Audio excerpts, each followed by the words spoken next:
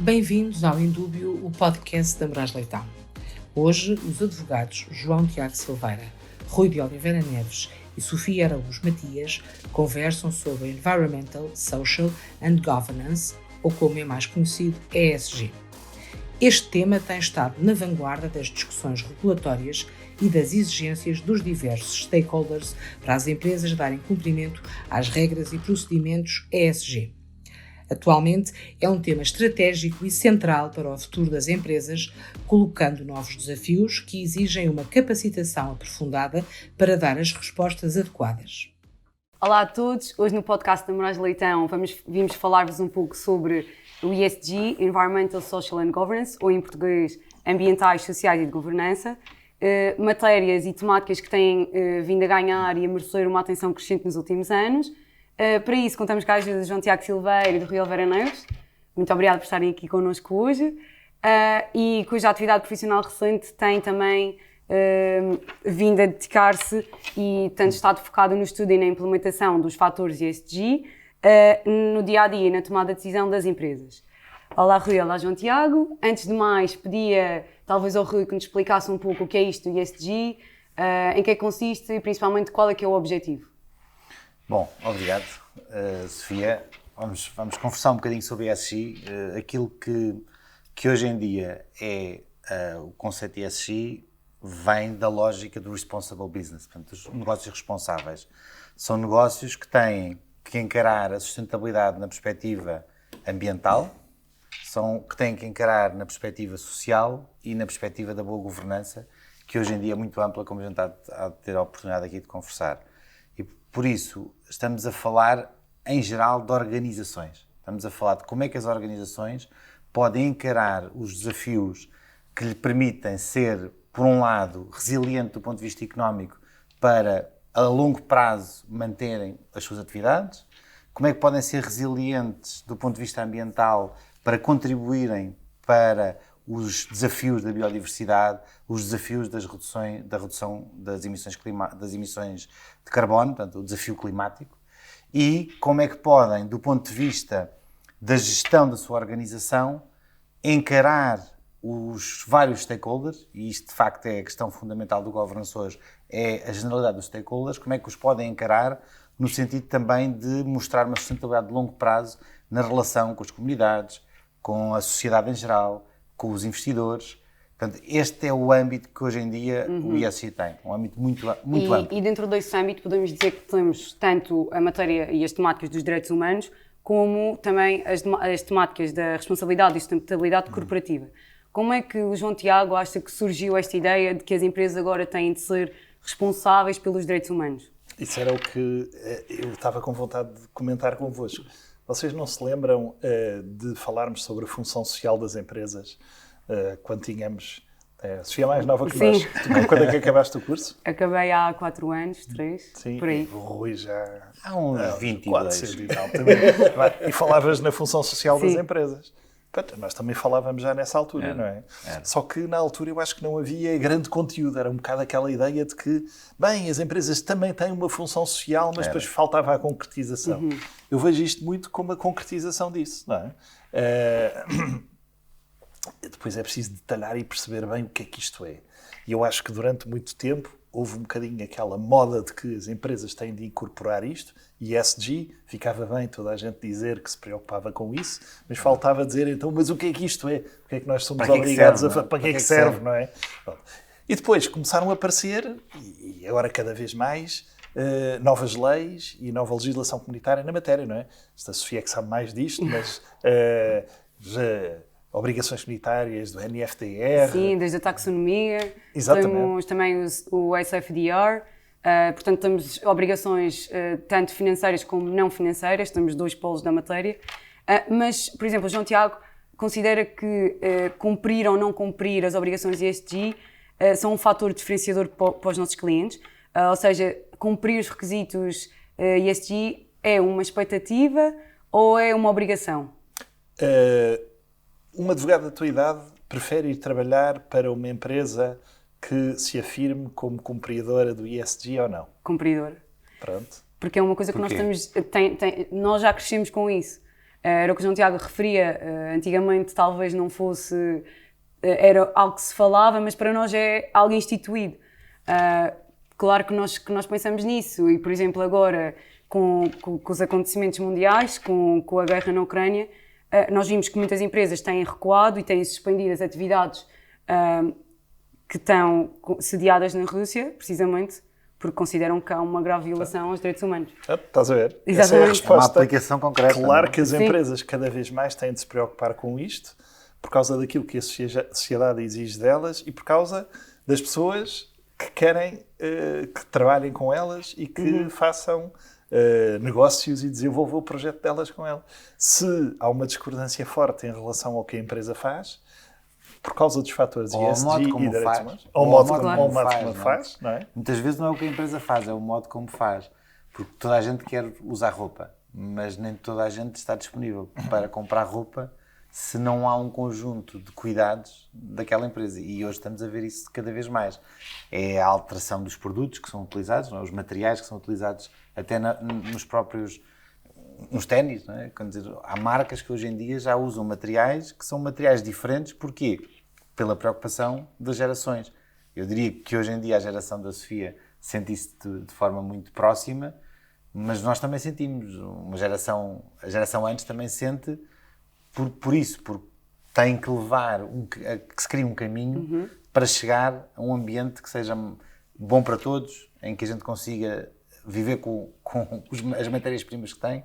E esse, para mim, eu acho que é um dos desafios aqui, é como é que as matérias-primas que existem vão ser utilizadas para a gente conseguir, de forma sustentável, de continuar a desenvolver a nossa sociedade. Portanto, eu diria, João, que vejo muito esta questão do ESG como é que nós tornamos o futuro possível.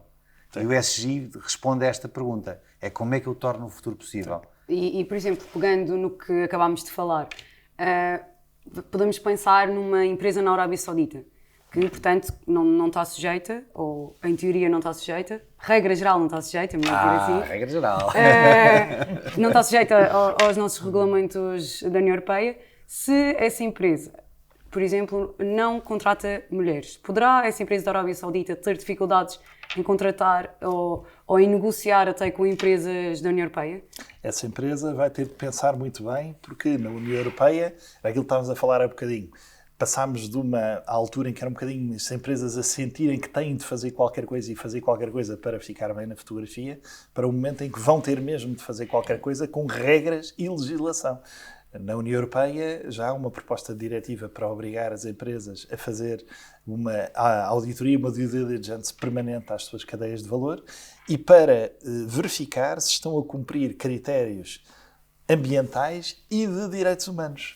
E, portanto, as empresas vão ser obrigadas a verificar com quem contratam, vão ser obrigadas a verificar se nessa contratação as empresas com quem contratam estão ou não a cumprir coisas muito precisas em matéria de direitos humanos e ambiente, como, por exemplo, a preservar a igualdade entre homem e mulher, de salvaguardar a liberdade de associação. Portanto, a resposta é sim. Uma empresa da Arábia Saudita que queira fazer negócios e trabalhar com empresas europeias vai mesmo ter de se preocupar com isto. Estas diretivas vão se aplicar não só às empresas europeias que cá estão no mercado interno quanto à sua cadeia de valor, como também em relação às empresas estrangeiras que estejam cá na União Europeia. Nessas cadeias de valor.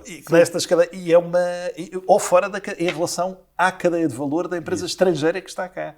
Portanto, e isto é uma tendência mundial, não é? Apareceu legislação sobre isto antes da União Europeia se preocupar à séria na Holanda, no Reino Unido, na França, a Holanda, a França e a Alemanha são as principais. Exatamente. E agora tem um panorama legislativo que os possibilita e também cria aqui um panorama comparativo que os investidores, por exemplo, conseguem comparar em que empresa vão investir ou não e conseguem fazer melhores escolhas.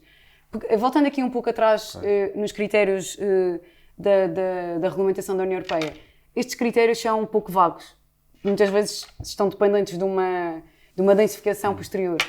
Como é que o Rui acha que as empresas podem se preparar ou podem perceber o que é que são estes critérios ou o que é que não são? Sofia, eu acho que já passámos essa fase, sinceramente, em que os temas eram mais vagos.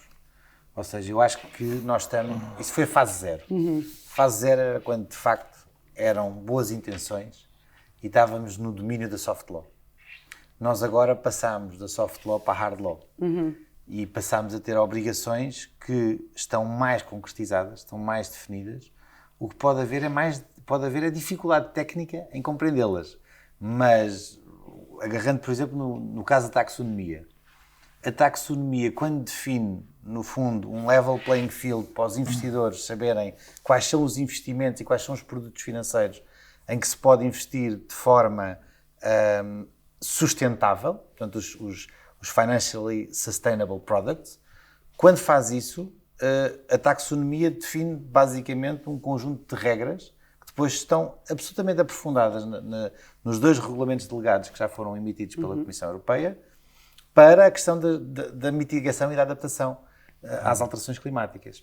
E, portanto, é difícil dizer hoje em dia, com este grau de regulamentação, com regulamentos delegados detalhados de centenas de páginas, que não há critérios. Quer dizer, os critérios já existem, eles têm desafios técnicos para poderem ser verificados. E eu acho que essa é a grande questão. Há critérios para eu dizer este investimento é ambientalmente sustentável. A questão, para mim, que se coloca tem a ver com o modo de eu monitorizar. Que é, como é que eu monitorizo, como é que eu verifico? Portanto, eu tenho uma base de partida, tenho um chamado baseline de trabalho, mas depois como é que eu verifico? Quem é que vai verificar? Quem é que é idóneo para fazer essa verificação? Outro dia havia um diretor jurídico de uma grande empresa portuguesa que me dizia: nós estamos em mais de uma centena de países e eu nem sei bem quais são os contratos que as outras sucursais ou as outras agências que nós temos nos vários países celebraram. Bem, como é que eu vou controlar isto tudo? Não é? Claro. Isso é um enorme desafio. Eu acho que esse é o principal desafio, e também acho que tem de ser uma implementação gradual. E, aliás, é isso que a União Europeia está a tentar implementar, com os passos que tem vindo a dar e com os timelines amplos que tem vindo a conferir. E parece-te que o tempo está a ser bem gerido ou não, Sofia? Porque eu acho que essa é uma das questões, que é, quando tu olhas para isto na tua geração, achas que o tempo está a ser bem gerido? Porque quando falamos de urgência climática, olhamos para as ambições para 2030, não é? Sim. E reduzir 55% das emissões em média até 2030... São ambiciosos. É ambicioso, mas achas que o tempo está a ser bem gerido para chegar lá? Eu acho que tem de haver regulamentação e tem de haver um deadline. Se está bem gerido ou não, eu acho que vai depender sempre das temáticas. No caso das temáticas que eu tenho vindo a trabalhar mais, da parte dos investimentos e dos fundos, eu acho que essa parte é mais... podemos dizer que a expectativa tem uma maior concretização do que talvez a parte da matéria climática e talvez dos direitos humanos. Principalmente por tudo o que tem vindo a acontecer e que nós temos visto que o tempo de reação costuma ser muito menor do que nós estamos à espera. Se calhar deviam arranjar algumas válvulas de escape, podemos assim dizer, para tentar trabalhar com isso. Eu diria que a parte financeira é a alavanca para a mudança. Porque se a gente olhar, por exemplo, para os grandes bancos mundiais que já definiram restrições ao investimento e dizem assim, nós já não financiamos projetos, por exemplo, de carvão.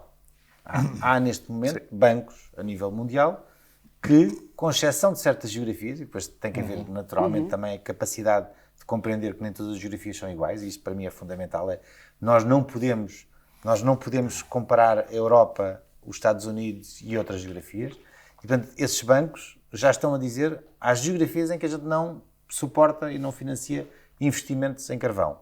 Mas há geografias em que a curva de crescimento desses países ainda precisa que haja projetos de carvão ou de outras matérias-primas.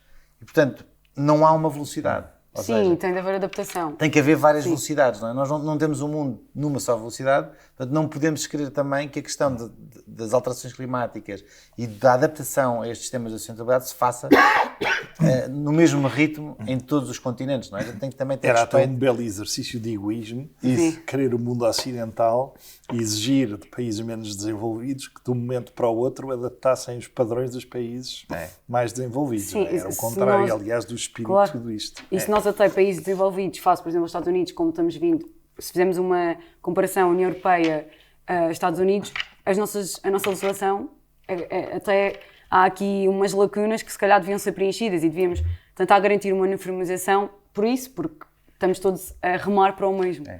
E eu diria outra coisa, Sofia, que tem que haver um processo de desenvolvimento. Não é? Tem que se capacitar as pessoas, tem que se capacitar as organizações e tem que haver um processo de desenvolvimento.